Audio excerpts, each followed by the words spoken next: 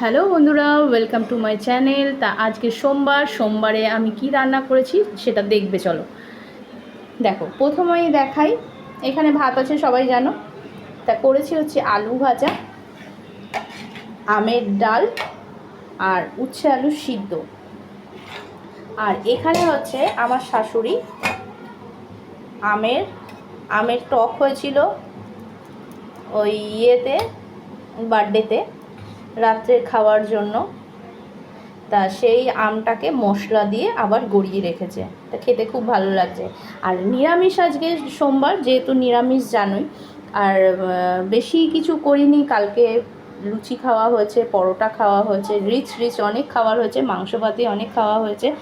তার জন্য আজকে কিন্তু এই খাওয়া। ঠিক আছে, কমেন্টে জানিও তোমাদের কেমন লাগলো, আর তোমরাও কি রান্না করেছো সেটা কমেন্টে জানিও। আর আমাকে কিন্তু লাইক কমেন্ট শেয়ার করতে ভুলো না। আর আমার চ্যানেলটাকে অনেক শেয়ার করো বন্ধুরা। ঠিক আছে, টাটা।